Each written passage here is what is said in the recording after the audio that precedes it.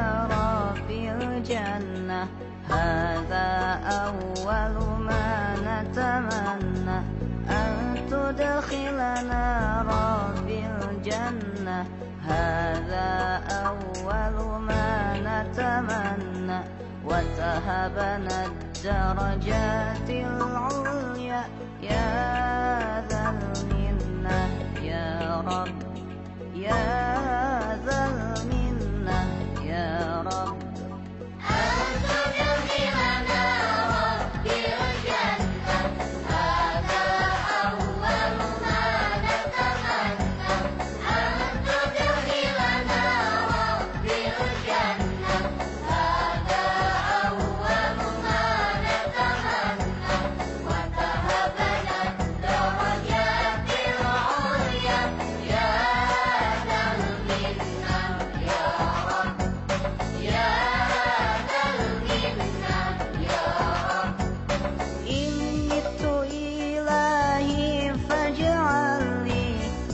قبري نورا واغفر لي إن مت إلهي فاجعل لي في قبري نورا واغفر لي واحشرني مع خير الرسل يا ذا المنة يا رب يا ذا المنة يا رب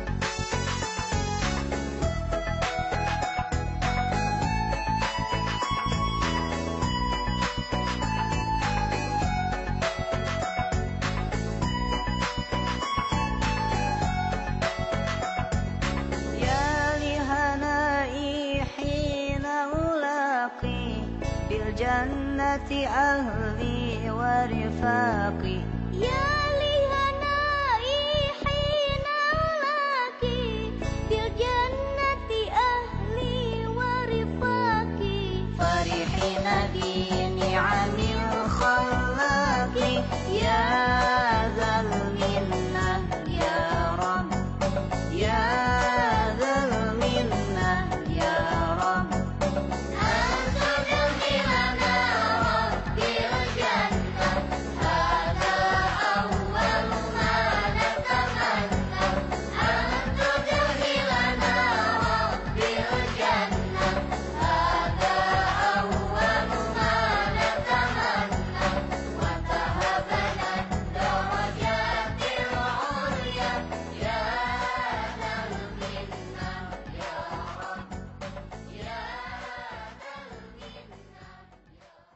أعوذ بالله من الشيطان الرجيم بسم الله الرحمن الرحيم لا إكراه في الدين قد تبين الرشد من الغي فمن يكفر بالطاغوت ويؤمن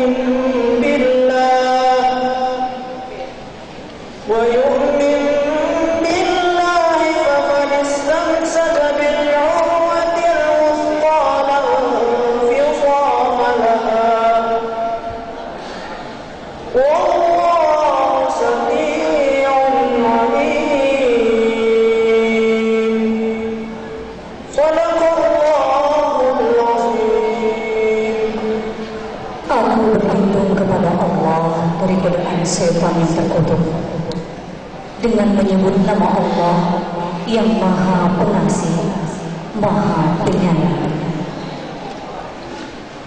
Tidak ada paksaan untuk memasuki agama Islam. Sesungguhnya telah jelas jalan yang benar daripada jalan yang sesat.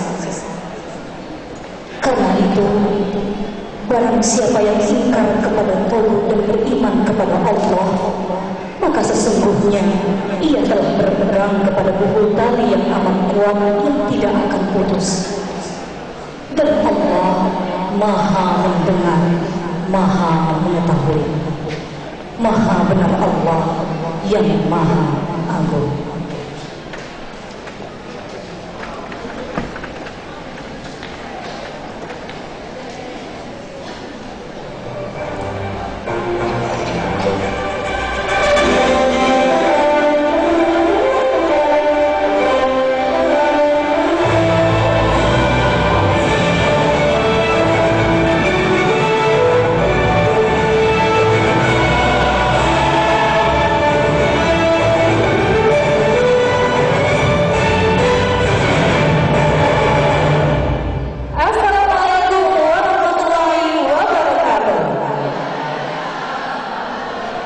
Ya, kita tes lagi semangatnya Faza. Salamnya kita ulangi, masih banyak yang melambung ya. Mungkin terpukau melihat gambar yang ada di belakang kita saat ini. Ulang lagi, kedua lagi. Assalamualaikum warahmatullahi wabarakatuh. Iya, alhamdulillah. Alhamdulillahirabbil alamin wa bihi nasta'in 'ala umuri dunya waddin. Wassalatu wassalamu 'ala asyrafil anbiya'i wal mursalin sayyidina Muhammad nabiyil ummi wa 'ala alihi wa sahbihi wa barik wa karim wa sallam tasliman katsiran. Amma ba'd. Alhamdulillah, segala puji bagi Allah yang menguasai segala sesuatu. Andaikan kita menebang ribuan pohon yang ada di dunia beserta hektar tinta yang ada di alam semesta, tidak akan mampu menuliskan rasa syukur kita kepada Allah Subhanahu wa Ta'ala. Khususnya kenikmatan iman dan Islam yang terpatri dalam jiwa kita pada hari ini. Salawat kepada manusia pilihan yang telah menjadi suri tauladan kita, Rasulullah Sallallahu Alaihi Wasallam. Hadirin yang kami hormati, Rasulullah Sallallahu Alaihi Wasallam pernah dijanjikan oleh para penguasa kafir Quraisy. Ia diiming-imingi kekuasaan, harta dan juga wanita. Tapi apa yang dikatakan Rasulullah? Andaikan matahari di tangan kananku dan rembulan di tangan kiriku, tidak akan mampu untuk mengubah yakinku. Semoga Allah Subhanahu wa Ta'ala selalu menjaga kita dalam keimanan. Amin ya rabbal alamin.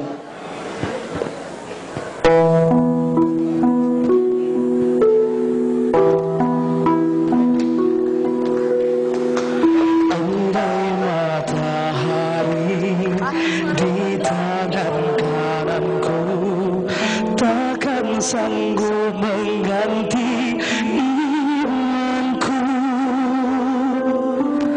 Terpatri dan takkan terbeli dalam lubuk hati. Andaikan rembulan di tangan kiriku, takkan mampu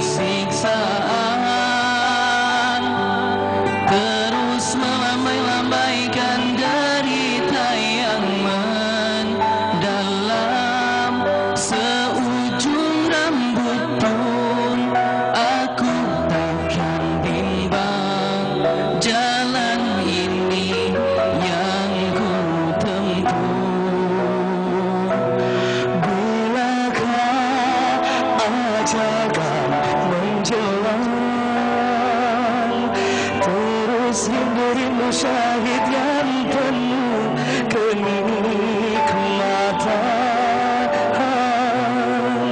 Cintaku hanya untukmu, tetapkan muslimku selalu.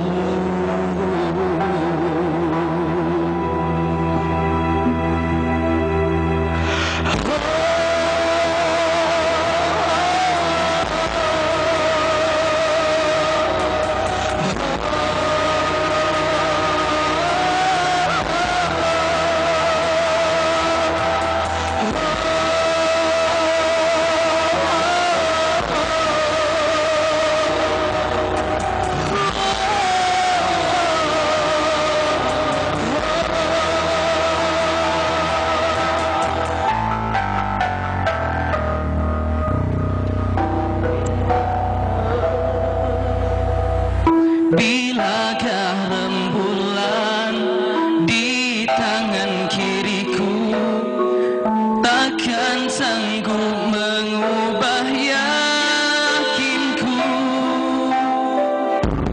Jiwa dan raga ini apapun adanya,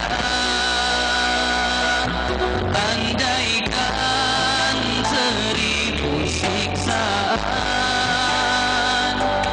terus melambai-lambaikan derita yang mendalam, takkan ku temui. Tetapkan muslimku selalu. Bilakah ajal kan menjelang, jemput rindu-rindu syahid yang penuh kenikmatan. Cintaku hanya untukmu, tetapkan muslimku selalu. Bilakah ajal kan menjelang, jemput rindu-rindu syahid yang penuh kenikmatan. Cintaku hanya untukmu, tetapkan muslimku selalu.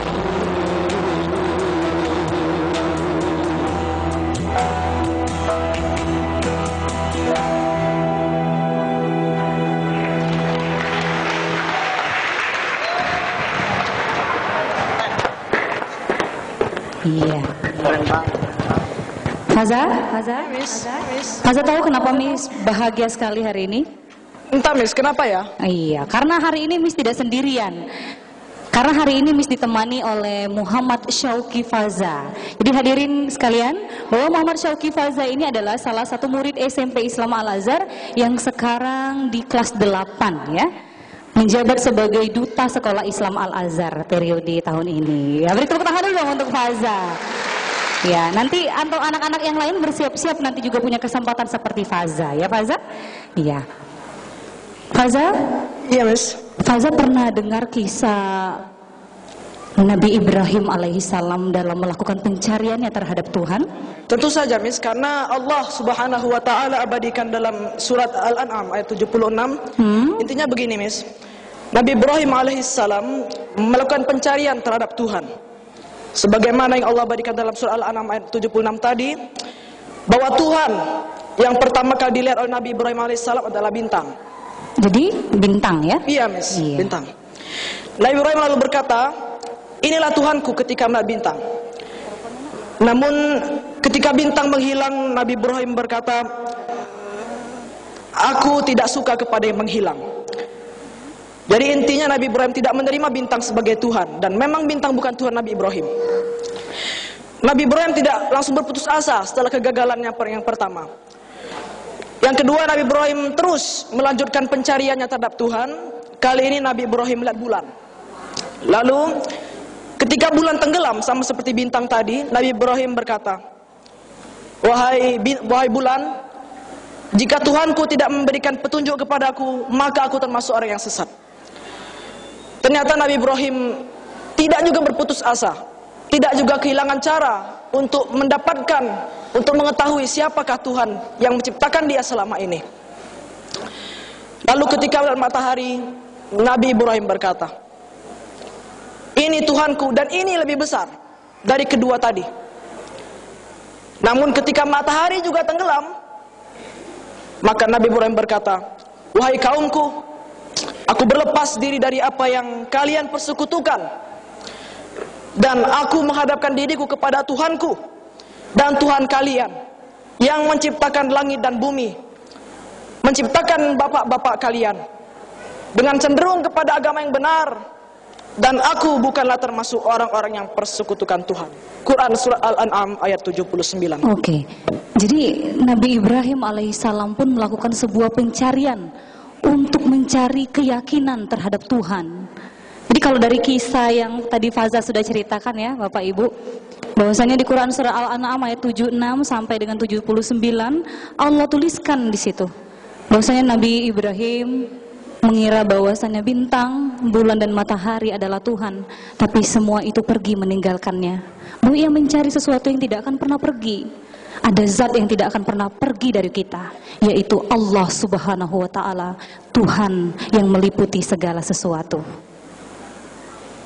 Kok diem banget Faza? Kenapa, Miss? Penontonnya kok diem banget? Ya kayaknya kita perlu kasih semangat dulu. Kasih semangat dulu. Gimana cara ngasih semangatnya? Apabila kami berdua bertanya, siapa kita? Kalian hadirin menjawab, we are Muslim. Iya.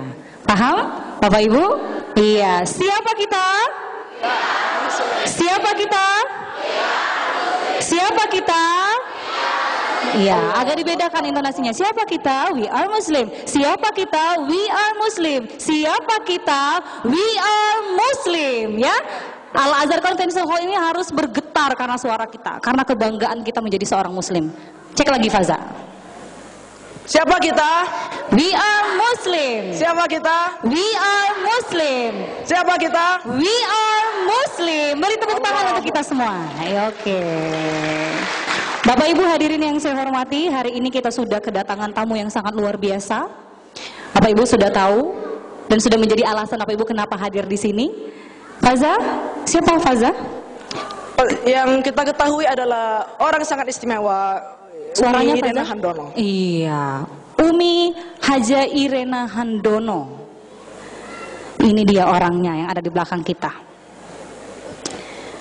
Umi bernama lengkap Irena Handono, Irena binti Handono. Ya. Lahir di Surabaya pada tanggal 30 Juli 1954. Pendidikan terakhir Institut Filsafat Teologi Katolik Seminari Agung dan Universitas Katolik Atma Jaya Jakarta. Nama suami Tengku Mansur Muhammad Amin.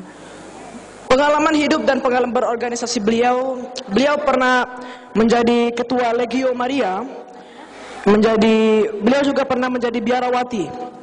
Beliau berikrar Islam pada tahun 1983.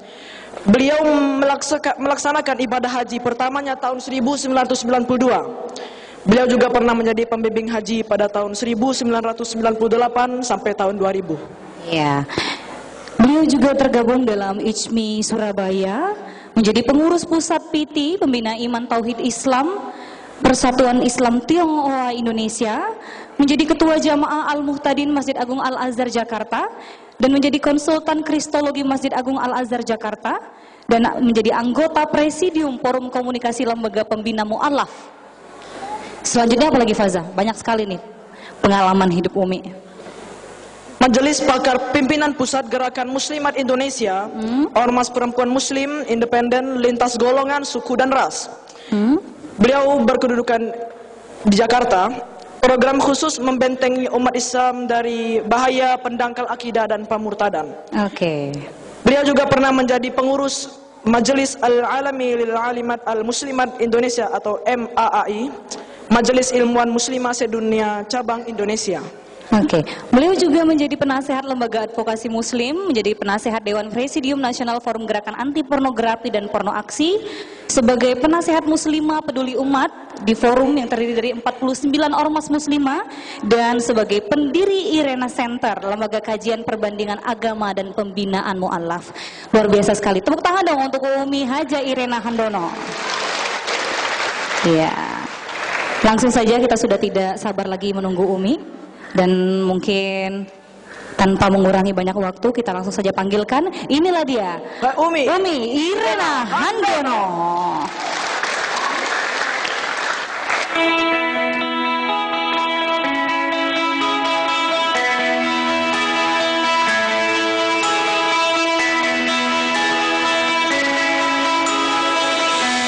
Hidayah Allah itu justru di tempat yang tidak diduga-duga sebagai karunia Allah.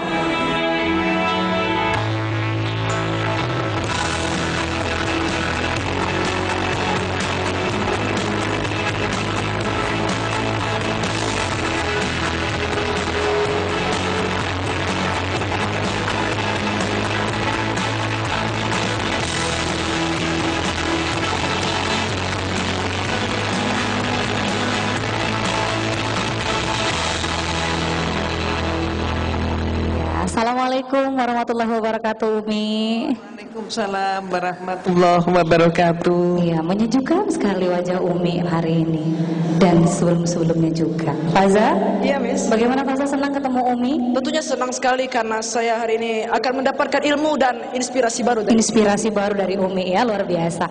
Umi, ini tentunya bukan kali pertama Umi ke Palembang, tapi kali pertama Umi menginjakan kaki ke Al-Azhar. Ya, Nah, bagaimana kesan pertamanya Umi? luar biasa, sangat mengagumkan, dan insya Allah anak-anak yang akan dididik, yang akan menjadi alumni Al-Azhar adalah pemimpin hari esok kita. Amin, ya Allah. Hadirin sekalian yang saya hormati, sebelum kita lanjut pada materi pada hari ini, rasanya kita semua penasaran dan tidak cukup hanya membaca browsing internet saja, tapi kita perlu mendengar penuturan langsung dulu dari Umi, ya, mengenai perjalanan dan kisah hidup seorang Haja Irena Handono yang dulunya kita tahu bahwa beliau ini adalah seorang Kristiani, ya, Mi? Katolik, ya, Mi, ya? Ya, Katolik, dan sekarang sudah memeluk agama Islam. Umi, kita penasaran nih, Mi. Umur 19 tahun, Umi begitu penasaran sekali dengan Islam gitu. Dan akhirnya membuat Umi berkeputusan untuk mengambil Fakultas Comparison Religion, jurusan Islamologi. Dan Umi giat sekali untuk mempelajari Islam. Apa sih Umi motifnya, Mi? Kita bicara soal motif, apa sih motif Umi untuk mempelajari Islam? Sedangkan Umi berasal dari keluarga yang taat, gitu. Keluarga Katolik yang taat gitu. Bisa Mi sedikit saja kasih gambaran kita apa sih yang membuat Umi tertarik? saat itu Umi ketika menekuni Islamologi, maka dosen Umi memberikan suatu pengantar dengan menyatakan bahwa kalau Anda ingin tahu tentang Islam, lihat saja umat Islam di Indonesia. Dan kemudian mulailah dosen saya menyatakan, coba lihat yang miskin di Indonesia siapa, yang bodoh di Indonesia siapa, yang mengalami kumuh, yang kebanjiran siapa. Dan teman-teman saya saat itu menjawab, oh itu Islam. Maka kemudian atas jawaban itu disimpulkan Islam adalah agama orang-orang yang bodoh, yang miskin. Itu kesimpulannya. Nah pada saat itulah Umi teringat bahwa nggak benar mengukur tentang Islam dengan ukuran hanya Indonesia. Sebaliknya juga nggak tepat untuk mengukur Katolik hanya dengan ukuran Katolik di Indonesia. Kita harus seimbang, balance, kita lihat di berbagai negara. Nah maka kemudian setelah itu Umi menyatakan, pater itu sebutannya pater atau pastor. Pater coba kita lihat bagaimana negara tetangga kita. Mulai dari Filipina sampai kemudian Umi mengajak melihat juga di Mesir, sampai kemudian di Meksiko, sampai kemudian di Italia, Yang intinya nggak benar, nggak terbukti bahwa Islam seperti itu. Iya. Dan kemudian saya pada kesempatan itu saya menyatakan, Pater, mohon izin, saya ingin mempelajari Islam tapi dari sumbernya sendiri. Nah kemudian oleh dosen saya dikatakan, silakan Anda pelajari Al-Quran, tapi jangan lupa tugas Anda adalah untuk mencari kelemahan Islam dalam Al-Quran. Jadi itu penugasannya. Oh, jadi dasarnya itu Umi penasaran ya, Mi ya? Lalu mencari tahu lewat sumbernya langsung, yaitu Al-Quran. Oh gitu. Jadi pertama kali katanya Umi lihat Quran surat Al-Ikhlas. Betul ya, Mi? Betapa dahsyatnya Quran surat Al-Ikhlas sehingga mampu untuk mengubah keyakinan seseorang ya, Mi? Ya, nggak ada daun jatuh tanpa izin Allah ya. Masya Allah. Jadi kenapa kok surat Al-Ikhlas, padahal surat Al-Ikhlas itu kan letaknya di belakang-belakang. Iya. Kalau paling belakang kan surat An-Nas. Tapi ini kan di belakang-belakang. Nah kenapa kok nggak suratnya di depan-depan? Ya karena Umi saat itu belum ngerti cara buka Al-Quran itu seperti apa. Akibatnya kebalik. Yang depan Umi pikir yang belakang Umi pikir yang depan. Ketemulah surat Al-Ikhlas. Masya Allah. Tepuk tangan sekali lagi untuk Haja Irena Dono. Luar biasa. Di usia 19 tahun Umi semakin penasaran akhirnya belajar. Begitulah seharusnya kita ya, Mi ya. Tidak pernah henti untuk belajar. Nah nih Faza, bisa belajar dari Umi. Di usia yang muda Umi terus belajar tanpa henti ya, sampai Umi menemukan kebenaran. Boleh berhenti belajar kalau sudah punya titel. Titel apa, Mi? Almarhum. Betul. Oh, boleh berhenti belajar kalau sudah punya titel, kata Umi. Titelnya almarhum. Faza, namanya apa sama Umi? Ketika Umi pertama kali memeluk agama Islam, memeluk keyakinan Islam, bagaimana reaksi orang tua Umi ketika mengetahui bahwa Umi sudah berpindah keyakinan begitu? Heboh. Heboh, mereka stres juga, gitu, shock lah begitu. Kenapa kok sampai Umi itu kebetulan, ya bukan kebetulan, atas penyelenggaraan Allah Umi itu 5 bersaudara, Umi yang kelima satu-satunya perempuan. Dan secara tidak langsung satu demi satu kakak ini terkejut setelah mendapatkan kakak yang nomor ya jadi ada 2 orang kakak yang mereka ini secara tidak sengaja mencari Umi, kok nggak ada jawaban, maka kemudian masuk ke kamar Umi. Ternyata yang terlihat itu ada seorang perempuan muslimah yang sedang sholat. Nggak senang melihat itu, ya dia keluar lagi. Kemudian hari berikutnya kakak yang lain lagi persis sedang salam muslimat itu. Kemudian setelah salam, ya muslimat itu langsung aja membuka kerudungnya, membuka mukenanya. Ternyata siapa? Adiknya. Syok dia.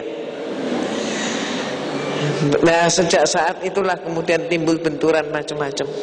Dari situ lah, Mi ya. Tapi kalau dari keluarga atau dari teman-teman yang lain ada yang mendukung, Mi?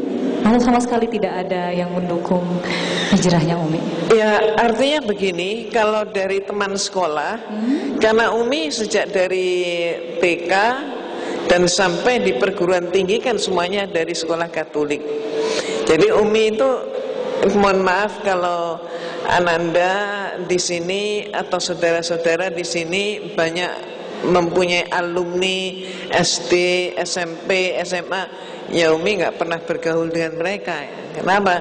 Ya karena mereka dari kalangan Katolik. Umi, terkait soal hidayah, katakanlah nih Umi mendapatkan hidayah dari Allah ya, Mi ya, hijrahnya Umi. Banyak orang-orang yang selalu bilang seperti ini, Mi, nantilah aku mau pakai jilbab, nantilah aku berubah ke arah yang lebih baik karena aku belum dapat hidayah gitu, Mi. Lalu ini ada pengaburan soal konsep hidayah, Mi. Ya. Iya, gimana menurut Umi konsep hidayah itu sendiri?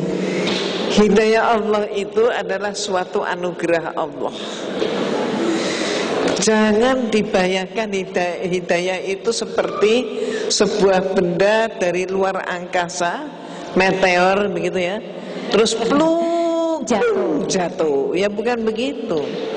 Maka lebih tepat adalah bagaimana ketika Allah sudah memberikan hidayahnya, bagaimana hambanya ini menggapainya. Jadi seperti juga Nabi Ibrahim alaihissalam yang saat itu melakukan suatu tonggak, yaitu tentang ibadah haji.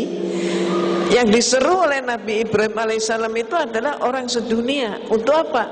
Melaksanakan haji. Demikian pula bukan berarti orang yang akan menunaikan ibadah haji itu dapat meteor jatuh, enggak. Tapi setelah dikumandangkan ayat Allah, tersampaikan pesan-pesan Allah, setelah mengetahui bahwa ada agama yang hak, maka ayo kita jemput. Jangan sampai kita, mohon maaf, jangan sampai kita itu lalai ataupun juga mengingkarinya. Jadi hidayah itu memang harus dijemput ya, Mi ya? Betul sekali. Jadi bagi orang-orang yang dulunya mungkin punya mindset merasa bahwa kita masih menunggu hidayah. Mis, aku tuh pengen sekali Mis pakai hijab, pengen banget ya pakai hijab yang syar'i, tapi nanti tunggu dapat hidayah. Jadi buanglah jauh-jauh mindset itu, bergantilah dengan stigma yang baru ya Maya, bahwa hidayah itu harus dijemput. Terkait soal perubahan seorang Irena Handono menjadi seorang muslim, pasti banyak sekali rintangan yang beliau hadapi. Begitu juga dengan Rasulullah SAW, juga mendapatkan banyak sekali ujian dan rintangan dalam keimanannya. Dan rasanya kita harus banyak-banyak bersyukur kepada Allah yang sudah memberikan kita kesempatan terlahir sebagai seorang muslim. Dan semoga keimanan kita tidak akan pernah lekang sampai kapanpun. Amin, ya semoga Allah. kita semua tidak akan pernah berpaling dari Tuhan.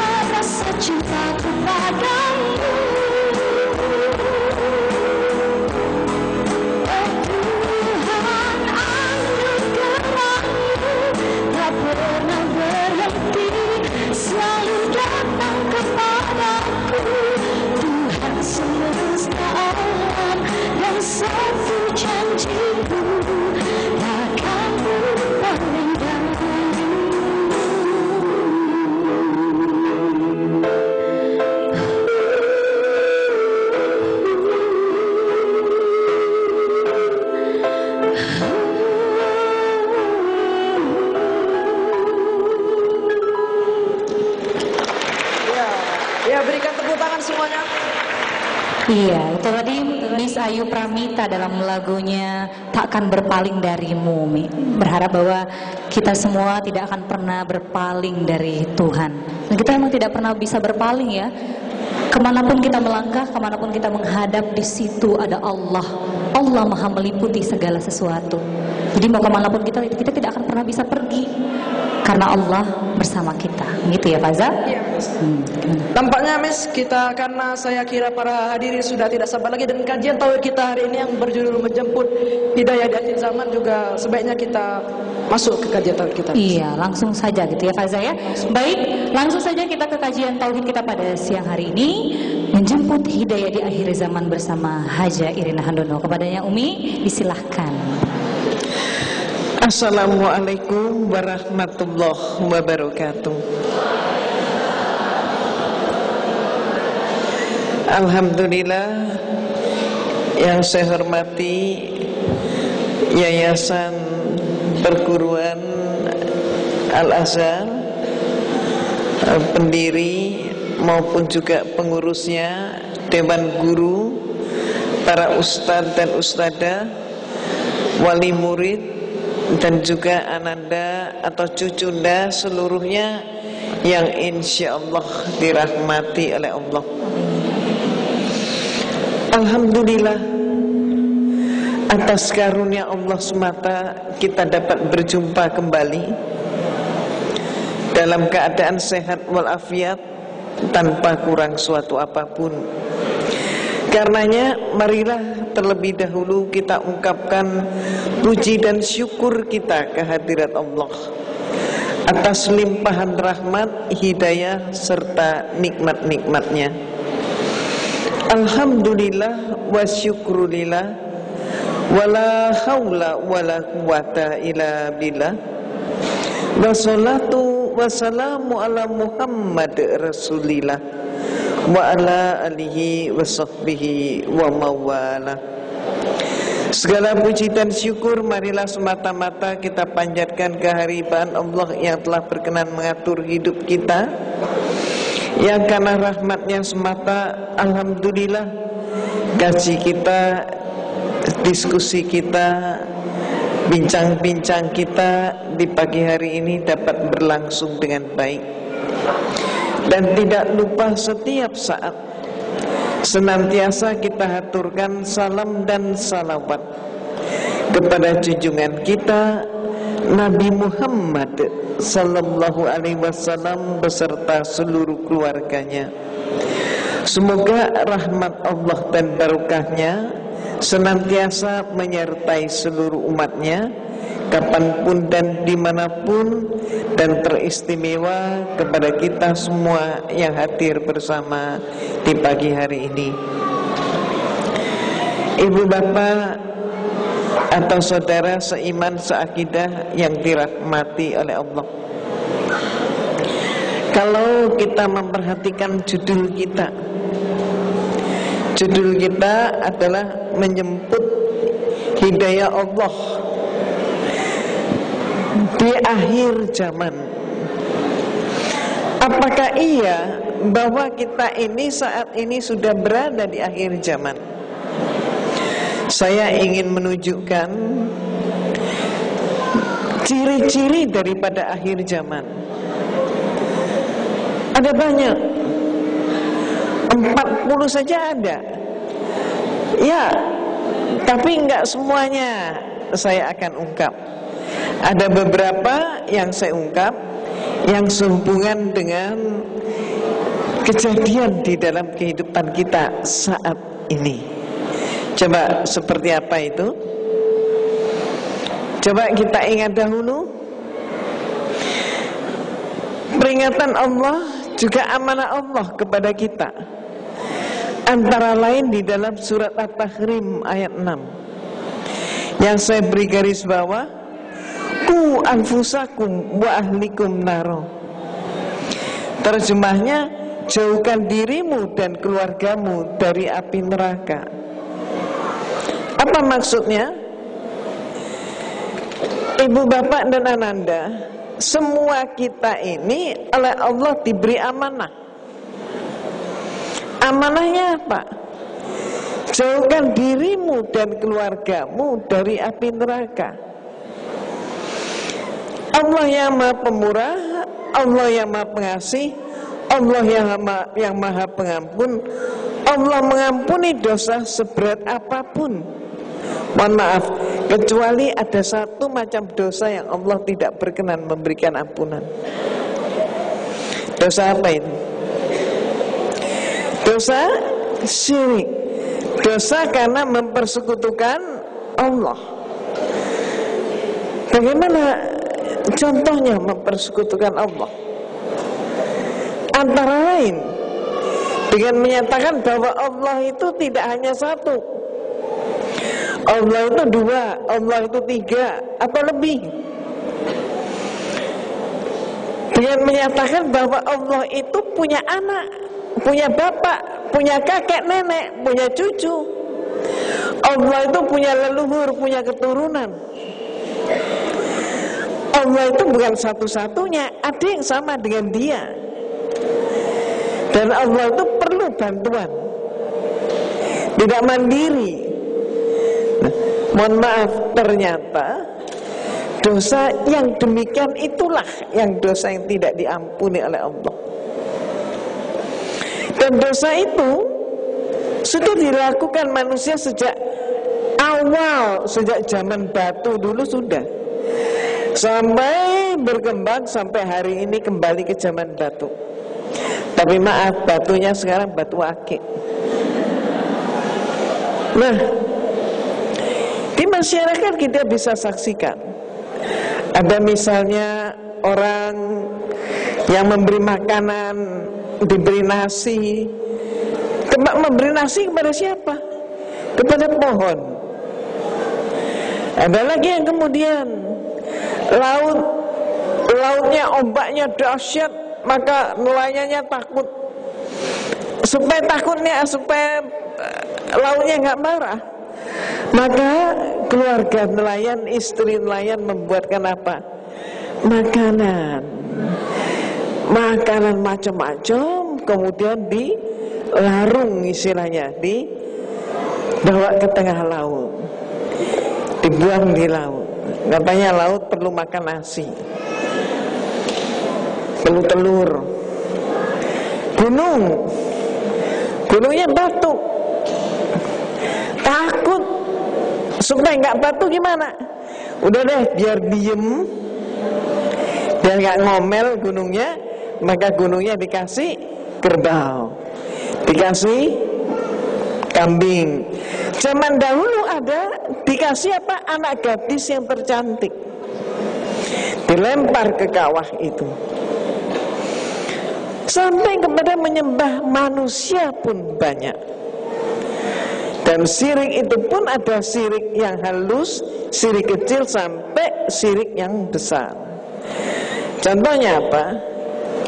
Ada suatu ada suatu yang terjadi ketika ada dua orang bersahabat. SD-nya bareng, SMP-nya satu bangku, SMA-nya satu bangku. Kemudian mereka berpisah, berumah tangga masing-masing, berbeda kota, baru jumpa setelah 10 tahun. Setelah 10 tahun berjumpa, ternyata yang satu hidupnya enak, yang satu hidupnya pas-pasan. Yang satu hidupnya pas-pasan kelihatan dari bajunya kayak kita. Yang hidupnya enak kelihatan juga dari bajunya. Bajunya baju sutra, emas berlian kelihatan. Mobilnya 3 mobil aja lebih. Maka kemudian menyatakanlah, berbicaralah yang ekonominya bagus itu tadi, yang sudah jadi orang besar, yang menyatakan kalau bahasa Jakarta teh. Kalau bahasa sini apa ya? Kakak itu di sini apa? Ayu, ya. Yuk, kenapa kamu seperti ini? Maksudnya bagaimana? Yang temannya tanya.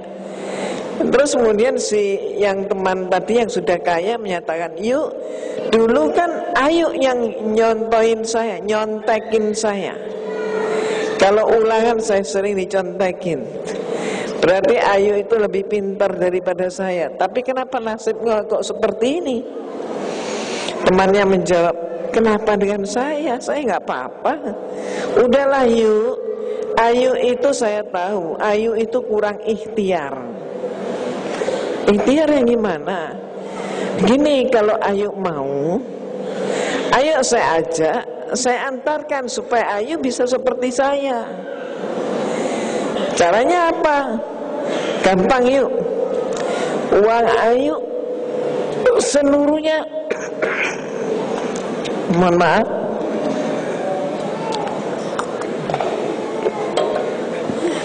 uang Ayu seluruhnya kumpulkan. Sisakan aja uang belanja 3 hari. Yang lain kumpulkan. Uang itu tidak akan hilang. Cuman Ayu aja yang pegang, Ayu yang bawa. Akhirnya katakanlah terkumpul 1 juta. Nah, uang ini 1 juta ini yuk, ayo kita bawa ke rumah dia. Pulang dari rumah dia, uang 1 juta ini akan berkembang menjadi 10 juta. Mohon maaf, penggandaan uang. Ini termasuk apa ini? Syirik. Nah, contohnya kayak begitu. Jadi syirik itu, orang diajak syirik, orang dipengaruhi syirik, itu tidak seketika, tapi berproses dan biasanya halus sekali. Nah, dosa syirik adalah kembali lagi satu-satunya dosa yang Allah tidak pernah memberikan ampunan. Allah tidak berkenan. Alhamdulillah oleh Allah kita ini diberi kitab suci Al-Quran, pedoman hidup, dan sekaligus kita juga diberi warning. Antara lain, siapa yang melakukan kesyirikan, bagaimana perbuatan syirik itu macamnya. Allah berfirman di dalam surat Al-Baqarah ayat 120. Pada ayat tersebut Allah Subhanahu wa taala berfirman, "Walan tardo ankal yahudu walan nasoro hatta tattabi'a milatahum." Al-ayat. Terjemahnya, orang-orang Yahudi dan Nasrani, mereka tidak akan senang kepada kamu hingga kamu mengikuti milah mereka. Dalam kondisi negara kita sekarang ini, mohon maaf, sudah ada di kalangan kaum liberal sekularis yang menyatakan bahwa oh, ayat ini dulu, sekarang udah enggak. Sekarang ini katanya mereka, kita ini justru bisa berpeluk cium mesra dengan mereka. Berpeluk cium mesra dengan kaum Yahudi dan Nasrani, tapi bermusuhan dengan sesama Islam. Apa benar seperti itu? Maka saya mengajak ibu bapak dan ananda, coba kita buktikan. Ayat Allah ini diawali dengan kata lan. Bukan saja la, tapi lan. Walan tardo ankal yahudu walan nasoro hatta tattabi'a milatahum. Apa maknanya lan? Apa maknanya la? La tidak, lan. Pinter banget. Alhamdulillah. Tepuk tangan dulu. Mudah-mudahan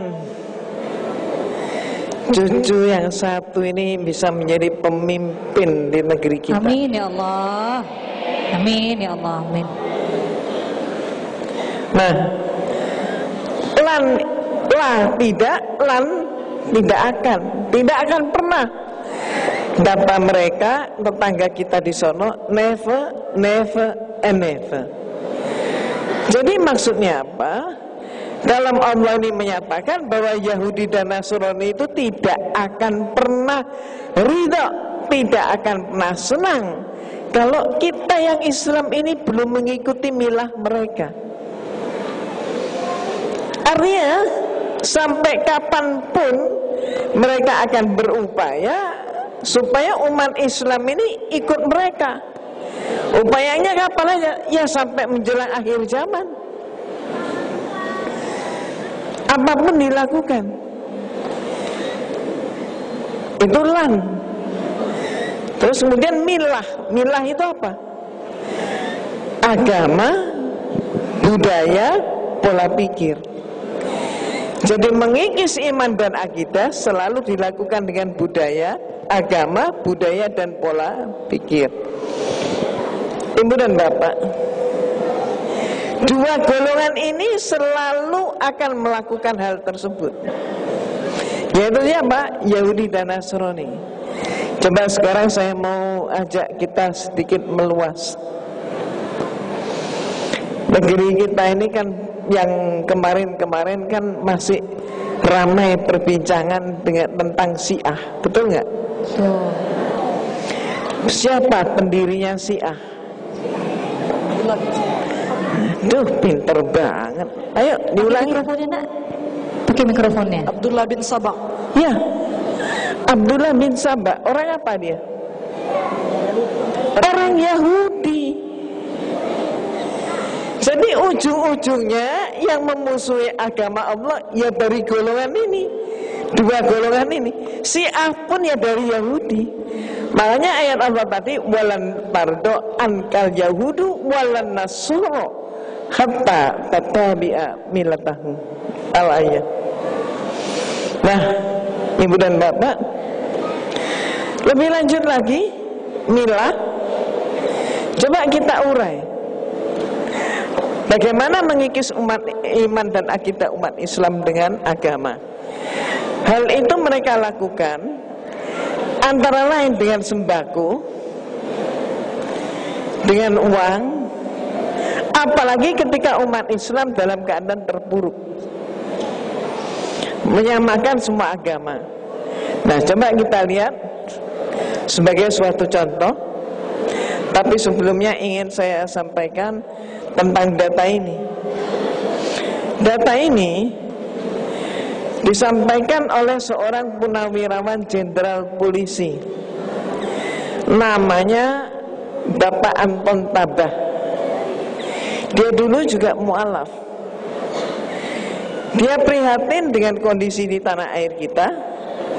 Maka kemudian dia mengeluarkan data ini, bahwa menurut beliau dengan datanya, di negeri kita ini orang Islam yang murtad setiap tahunnya itu 2 juta. Banyak nggak? Banyak. Ketika orang Islam di Indonesia ini murtad setahunnya 2 juta, bagaimana kondisi di negeri lain? Ternyata di seluruh dunia Islam itu semakin meningkat. Mau di Amerika, mau di Australia, mau di Kanada, mau di Swedia, mau di Inggris, mau di Prancis, mau di Jerman, mau di Nederland, sampai Rusia. Dulu Rusia komunis. Sekarang ini Islamnya luar biasa tumbuhnya. Ketika negara lain berkembang, ini contohnya England, Inggris. Di Inggris itu tahun 1990 gerejanya penuh kiri atas, kanan atas, yang kosong itu masjid. Tapi tahun 2013 kiri bawah gereja kosong, kanan bawah yang penuh apa? Masjid. Makanya sampai hari ini di negara-negara barat banyak sekali gereja dijual. Bisa dipastikan pembelinya, peminat utama adalah umat Islam. Dibuat apa? Masjid. Kenapa? Karena masjid di sana nggak cukup. Perkembangan umat Islam itu dahsyat. Itu perkembangan dunia, tapi negeri kita terpuruk. Artinya apa? Ada suatu yang planning, ada suatu rekayasa besar yang sedang terjadi di tanah air kita. Pengikisan iman dan akidah yang sangat besar. Coba kita lihat data berikutnya. Seperti apa? Ayo silakan. Pengikisan iman dan akidah. Contohnya milah tadi. Kristenisasi Gunung Kulu.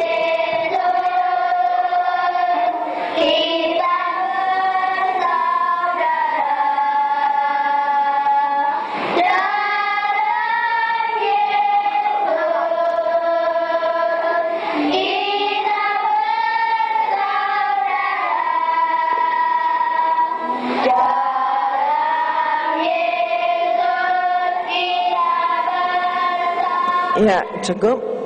Ini bukan dongeng, bukan hayal. Ini adalah file data yang kami miliki. File ini menunjukkan pasca Gunung Kelut meletus. Mereka datang, gereja datang, bawa sembako, pakaian, obat-obatan, kemudian anak-anak diberi makan, diajak nyanyi, terus kemudian dibawa masuk. Mereka masih pakai kostum muslimah, nyanyinya apa? Dalam Yesus kita bersaudara, itu nyanyinya. Ini konkret. Nah sekarang ini terutama, mohon maaf, di Jakarta dengan suhu politik yang seperti yang kita ketahui, banyak itu teman-teman Sihoak. Mereka ini bukan muslim tapi pakai busana muslim dan muslimah. Iya. Nah contohnya apa? Ayo kita lihat lebih lanjut lagi. Contohnya lagi. Ini ada orang laki-laki pakai sarung. Siapa dia? Tahun setelah keputusannya untuk mengikuti Isa Al-Masih, keluarga dan teman-temannya memperhatikan bahwa Ahmad telah menjadi orang baik. Dia menjadi seseorang yang lebih mengasihi dan bertanggung jawab dan lebih setia berdoa, dan menceritakan imannya dalam Al-Masih kepada istri bersama anaknya. Mereka berkumpul bersama sebagai keluarga untuk belajar kitab suci Injil dan berdoa. Seperti Ahmad, banyak dari mereka memulainya dengan belajar kitab suci apa? Injil. Jadi bukan belajar Al-Quran, bukan tilawatil Quran, tapi belajar Injil, tilawatil Injil. Injil berbahasa Arab. Ya ini mereka. Ini sudah terjadi. Jadi mereka pun punya majelis taklim. Mereka pun mengistilahkan ngaji. Natal itu di beberapa tempat istilahnya sudah diganti. Bukan istilah Natal, tapi Maulid Nabi Isa alaihissalam. Sekarang pun sedang marak dijual di Jakarta. Sekarang ini kaos di sablon. Maka peminatnya banyak, terutama orang Islam. Kenapa? Karena ada kaligrafinya. Ternyata kaligrafinya itu kaligrafi Aba Ana. Aba Ana adalah doa Bapak kami. Tapi banyak orang Islam tidak ngerti, dipikir itu ayat kursi. Ini, maka mohon maaf, berbahagialah ibu bapak dan ananda yang menyekolahkan anaknya di sekolah Al-Azhar.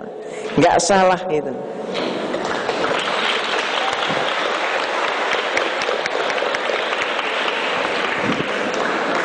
Oke, kita lihat lagi nih. Nih, silakan diperhatikan. Syadidul quwa mirratin fastawa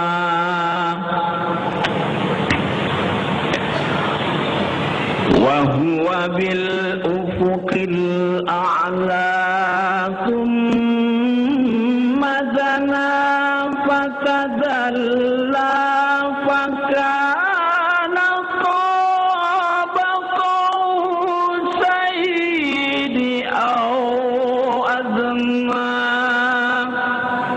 Ya, gimana? Keren?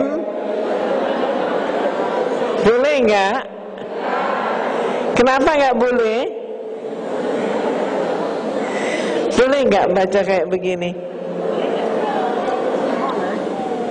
Baca Al-Quran dengan langgam Jawa. Jadi mengikuti langgam Jawa bacaannya. Boleh nggak? Nggak boleh. Kenapa nggak boleh? Nanti karena kalau satu huruf di Al-Quran berbeda Umi, nanti artinya jadi salah semua. Nah, jadi panjang pendek huruf itu bisa mengubah maknanya. Mahrosnya berbeda, makna berbeda, nggak boleh. Tapi apa yang terjadi? Ini bukan berita kosong, bukan berita fiktif. Istana negara kita pun sudah waktu Isra Mi'raj pakai ini. Berikut lagi, contoh lain lagi. Ini baca Al-Quran dengan dinyanyikan seriusa.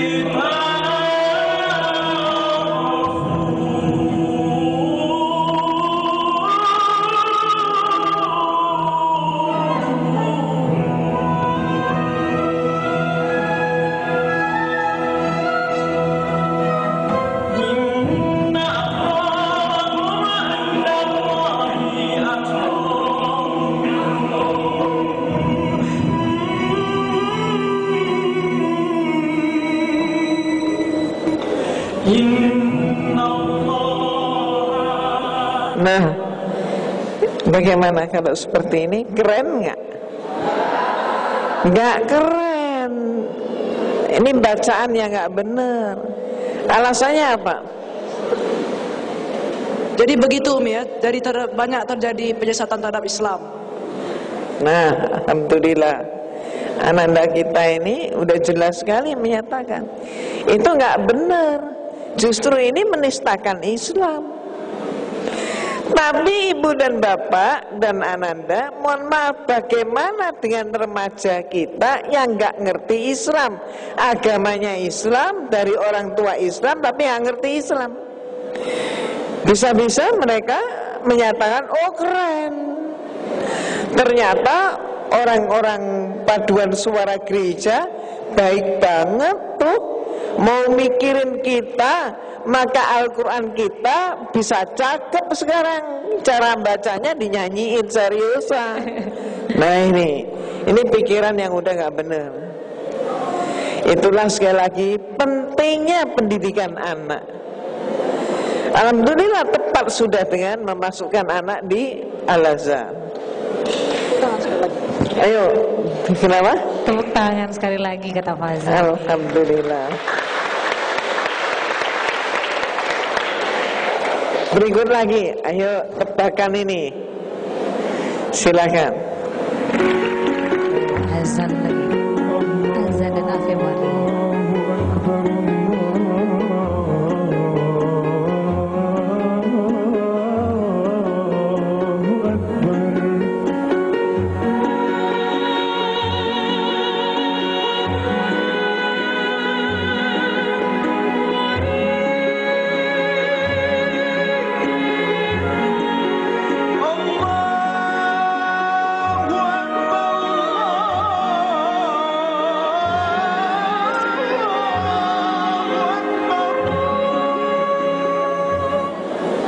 Gimana? Kalau ini keren nggak?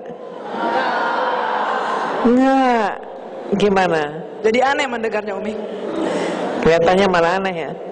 Suara azan, kumandang azan adalah untuk sholat. manggil sholat ya. Terus kemudian itu yang laki-laki kan manggil orang untuk sholat, tapi yang perempuan nyanyinya Ave Maria. Ave Maria adalah cinta kepada Maria. Jadi apa? Ayo datang untuk cinta kepada Maria. Lah ini gimana? Ini yang buat itu dari Lebanon. Dan udah masuk di negeri kita. Maka ada beberapa orang di negeri kita yang buat cara-cara kayak begini. Awas, hati-hati. Ini bukan suatu yang yang menambah nilai seni, bukan. Tapi malah mengacaukan. Iya. Oke, lanjutnya lagi. Pengikisan iman dan akidah. Jadi kalau kita peramati kondisi-kondisi seperti inilah termasuk memang yang kita sebut di mana ada orang yang berpakaian seperti menutup aurat padahal ternyata dia telanjang. Kenapa? Karena tidak mencukupi syarat. Terus termasuk pelecehan penodaan seperti ini. Ini sudah masuk di dalam ciri-ciri akhir zaman. Berikutnya lagi, sekarang kita lihat waspada. Ada 5 langkah liberalisasi dalam Islam yang mereka gencar laksanakan secara terselubung maupun terang-terangan. Contohnya apa? Propaganda sholat. Umat Islam dipengaruhi sedemikian rupa untuk meninggalkan sholat. Caranya apa? Antara lain menyatakan, buat apa sholat kalau riya, kalau tidak ikhlas, karena tidak diterima oleh Allah sholat orang yang seperti itu. Lebih baik bersihkan hati dulu. Nanti kalau sudah ikhlas, tidak riya, maka baru sholat. Nah, kalau kita sepintas mendengar atau membaca, sepertinya pemikiran ini kok baik. Tapi sesungguhnya pikiran ini justru membuat ajakan untuk orang meninggalkan sholat. Padahal sholat itu perintah Allah. Hukumnya wajib. Mau riya, mau gak riya, wajib sholat. Tapi dia bilang dengan dalih riya, bersihkan hati baru sholat. Jadi membuat umat Islam meninggalkan kewajiban. Ajakan yang halus tapi menyesatkan. Berikutnya, propaganda jilbab. Ini sering kita dengar.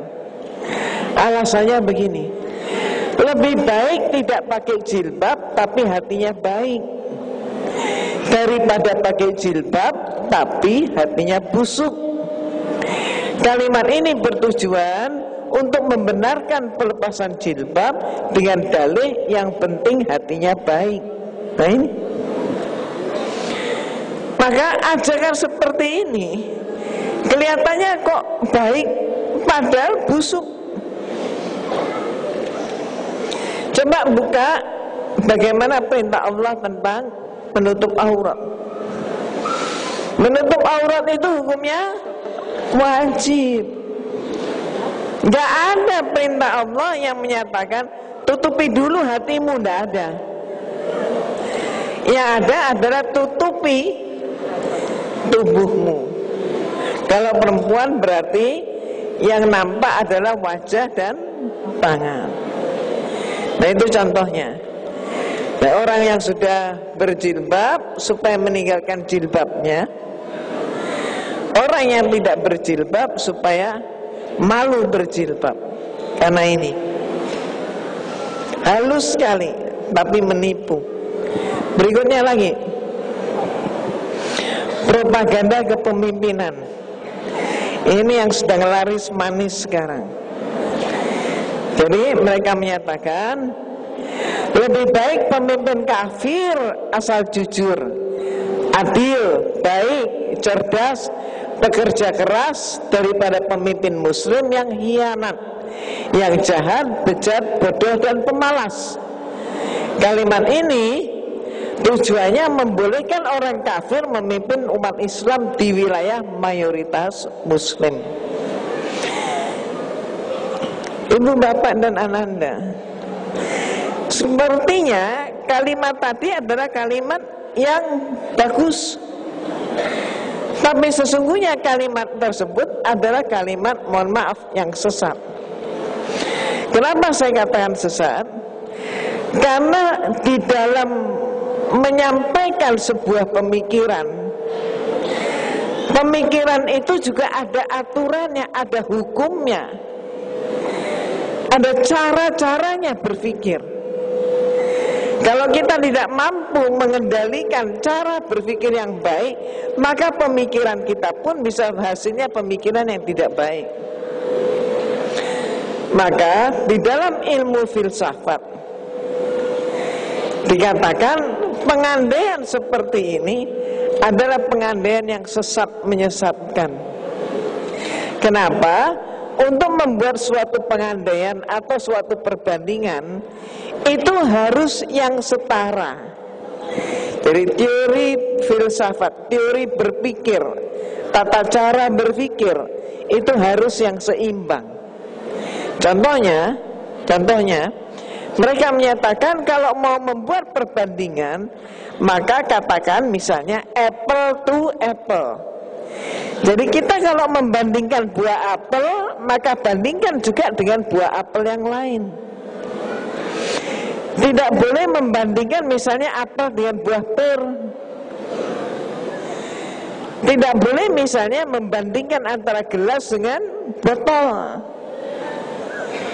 Maka kalau membuat perbandingan, boleh dibandingkan antara orang beriman dengan orang beriman. Membuat perbandingan harusnya antara orang kafir dengan orang kafir. Nah itu boleh. Tapi membandingkan dengan cara membandingkan orang kafir dan orang beriman, itu adalah perbandingan yang sesat, menyesatkan. Ternyata banyak bangsa kita yang tertipu dengan cara-cara seperti ini. Itulah pentingnya, mohon maaf, menuntut ilmu. Ayo kita lihat lagi propaganda politik. Halus sekali mereka menyatakan Islam itu suci, ulama itu mulia, politik itu kotor. Karenanya jangan bawa Islam dan ulama ke dalam politik. Kalimat ini bertujuan menjauhkan umat Islam dan ulama dari politik, sehingga politisi durjana bebas dan leluasa mengatur negara. Jadi artinya apa? Mohon maaf, jangan berpolitik, karena politik itu kotor. Bicaranya akibatnya apa? Umat Islam meninggalkan politik. Nah, politik sekarang dikuasai oleh kaum durjana yang hanya mengejar kepuasan hawa nafsu. Ibu, bapak, dan ananda yang dirahmati oleh Allah, saya teringat dalam sejarah ketika Belanda ingin masuk dan menguasai Aceh, dan gagal mereka, walaupun sempat juga Aceh itu oleh mereka kerjain. Caranya bagaimana? Mempengaruhi orang Aceh adalah dengan mengirim seorang ulama. Siapa yang dikirim? Ada orang Belanda yang namanya Snuk Huronya. Snuk Huronya ini dikirim ke Turki. Namanya setelah di Turki menjadi Abdul Ghaffar. Kenapa Turki yang dipilih? Karena Turki ini tinggi rendahnya, besar kecilnya orangnya mirip dengan Belanda. Jadi dia dikirim ke Turki, Snuk Huronya menjadi Abdul Ghaffar. Setelah musim haji, maka dia dikirim menunaikan ibadah haji dari Turki. Abdul Ghaffar menjadi Haji Abdul Ghaffar. Setelah selesai haji, Abdul Ghaffar ini nggak langsung pulang, tapi mondok dulu di Mekah. Belajar dulu, dia ngaji dulu di Masjidil Haram. Selama sekian bulan, kemudian dia diberi label Kiai Haji Abdul Ghaffar, diberi surat oleh pemerintah Belanda, dikirim ke Aceh, ke Banda Aceh. Isi suratnya, kami memberikan hadiah kepada kaum muslimin di Banda Aceh seorang ulama dari Tanah Suci, namanya Kiai Haji Abdul Ghaffar. Orang Aceh menerima, senang sekali diberi hadiah ulama dari Tanah Suci. Ditempatkanlah di Masjid Baitur Rahman Banda Aceh Kiai Haji Abdul Ghaffar. Apa fatwanya? Fatwanya antara lain, ketika Snung Huronya melihat bahwa orang-orang Aceh ini mulai berpolitik, maka dia mengatakan, hai orang Aceh, buat apa kamu berpolitik? Politik itu pembohong, politik itu kotor, Islam itu mulia, Islam itu suci, ulama itu mulia. Jadi bagaimana? Jangan berpolitik, biar politik itu dinikmati oleh orang-orang kafir. Artinya apa? Umat Islam sampai hari ini tidak pandai bersiasat.